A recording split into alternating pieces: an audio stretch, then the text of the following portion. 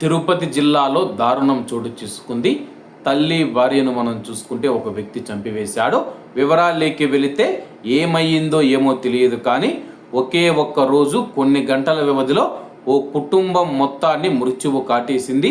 తల్లి భార్యను చంపిన ఓ వ్యక్తి తాను రైలు పట్టాలపైన తలపెట్టి బలవన్మరణానికి పాల్పడ్డారు.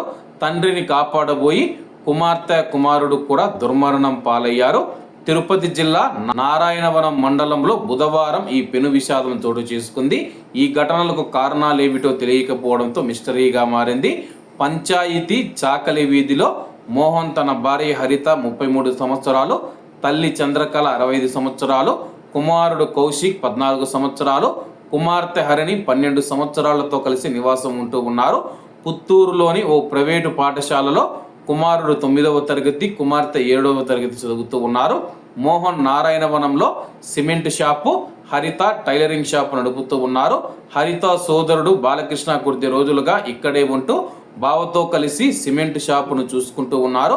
మధ్యాహ్నం తనకు భోజనం తెస్తానని వెళ్ళిన మోహన్ ఎంతసేపటికి ఇంటి నుంచి రాకపోవడంతో ఫోన్ చేస్తే స్విచ్ ఆఫ్ అని రావడంతో బాలకృష్ణ బావ ఇంటికి వచ్చి చూశారు.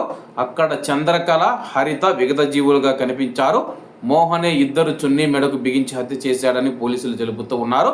బుధవారం ఉదయం 11 గంటల సమయంలో మోహన్ పాఠశాలకు వెళ్ళి తన మామ చనిపోయాడని చెప్పి పిల్లలను తీసుకుని వచ్చినట్లు ఉపాధ్యాయులు చెబుతూ ఉన్నారు.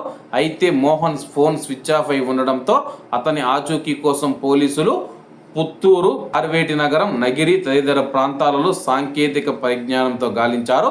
ద్విచక్ర వాహనం పైన పిల్లలను ఎక్కించుకొని చిత్తూరు, తిరుపతి జిల్లాలలో తిరిగిన మోహన్ రాత్రి 7 గంటల 15 నిమిషాలకు పుత్తూరు మండలంలోని వేపగుంట రైల్వే స్టేషన్ సమీపంలో వాహనాన్ని ఆపి పిల్లలతో కలిసి పట్టాల వద్దకు వచ్చారు. ఒక్కసారిగా పట్టాలపైన తలపెట్టారు. నిర్గాంతపోయిన కుమారుడు, కుమార్తె చనిపోవద్దని చెప్పి తండ్రిని వేరుకున్నారు. స్పందించకపోవడంతో ఇద్దరు ఆయన పక్కకు లాగే ప్రయత్నం చేశారు. ఈ క్రమంలోనే 100 కిలోమీటర్ల వేగంతో వచ్చిన ఎగ్మోర్ కాచిగూడ రైలు వారు ముగ్గురిని బలి తీసుకుంది.